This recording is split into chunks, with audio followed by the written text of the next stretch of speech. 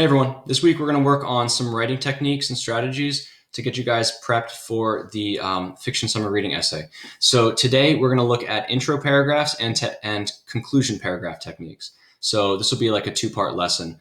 I'd like you to watch this real brief videos, and then I'm going to have just a little exercise that I'll have you do. So I'm going to model it first for you guys. So this first part video is just on the intro paragraph techniques. So you can see at the top of this page, and we actually had looked at these example intro paragraphs last week. They're student written based on the story Enrique's Journey, which was an option for over the summer. And you can see up here now, I've provided some introduction paragraph techniques. So these are ways that you can begin your story, and there are a variety of techniques that you can kind of use together, depending on which ones kind of fit what you're going for. So let me just go over them with you, and then we'll look at these examples and see how they're being used.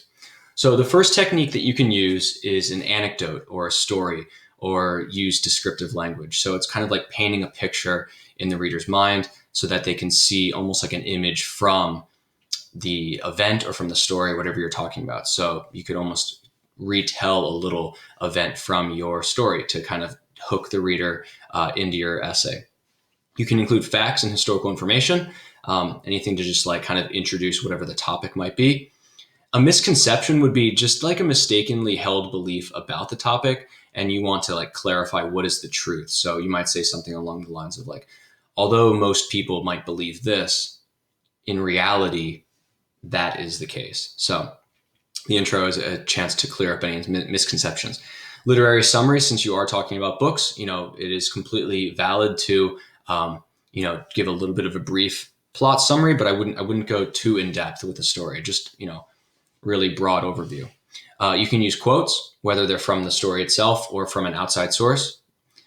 Posing a problem, if there's a problem or an issue that you want to address in your paper, you can almost establish that problem right off the bat. And then the last one is figurative language. So using any metaphors or similes to creatively kind of hook the reader into your essay. So what we're going to be doing is looking at these two examples. Together, we're going to look at the first example, and I would like to, be able to identify any techniques that the writer is using. I'll highlight them just so we can see them. So let me read this first one. We had looked at this together. So, like a storm cloud, the immigration issue shrouds over the political atmosphere with an unmistakable presence. On the surface, one can look at statistics and numbers to strategize a plausible debate, but there is an entirely different stance on immigration. It is one that captures the emotions and the hidden stories of those who endured the journey. In Sonia Nazario's Enrique's Journey, the author utilized firsthand experience to craft an account that temporarily mutes political views and demonstrates only the heartfelt truth. The Irish proverb, "You cannot open a book without learning something," rings true in this jam-packed novel. Family unity, along with the themes of abandonment and hope, instigated a variety of events throughout the narrative. The reader discovers that the trek north is anything but pleasant and requires an unbelievably strong motivation. This insight into the broader issue is what the reader passionately absorbs throughout the story. So again, we're basing this off the prompt that had the quote, "You cannot open a book without learning something." So we know that the thesis is kind of focusing on what does the reader learn from this story and takes away from the story. So going back at the very beginning, immediately I see this, like a storm cloud. We have a simile here, and that would be a good example of figurative language. Just a creative way to, kind of hook the reader in and almost create a little bit of a comparison there, talking about the immigration issue. So because Enrique's Journey is a true life story, and it does talk about immigration, regarding, in Central America and the United States. So I'm going to highlight this as this is a little bit of posing a problem. Obviously, since the reader is going to learn about a little bit about what's going on with immigration, the writer is introducing this topic right off the bat. I think sort of like this sentence, what the author is saying, what the writer of this essay is saying is like, you can look at the immigration issue very objectively with statistics and facts and numbers and just look at it clear cut. But there's an entirely different stance.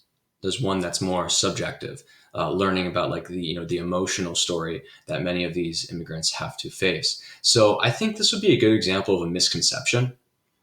This idea that maybe oftentimes people fall into the trap of just looking at it as a very cut and dry topic, but it has more nuances, and it's far more complicated than maybe we would like to give it credit.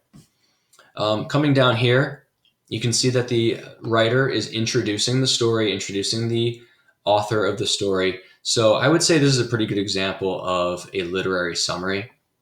Again, it's just one sentence, so it's an intro paragraph. We're not looking for, sentences upon sentences of retelling the plot.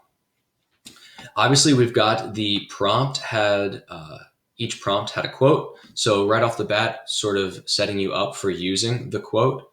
But again, this would be something that you could have used in your papers, whether or not I included a quote with the prompts. So that's always a good strategy for the intro paragraph. And kind of looking along here with this sentence, could also be like a good example of coming back to like that literary summary, talking about some of the themes that are in the story. And again, we kind of identified the thesis in this one in particular as kind of like develops at the beginning up here, saying like we can look at it one way.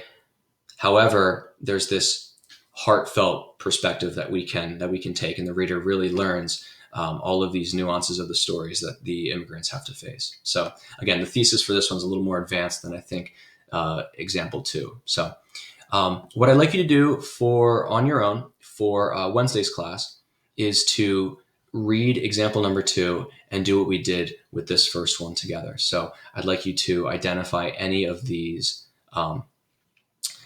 intro paragraph techniques. Okay. Thank you, everybody. And then I'd like, once you're done with this, to take a look at video number 2, which is conclusion paragraph technique.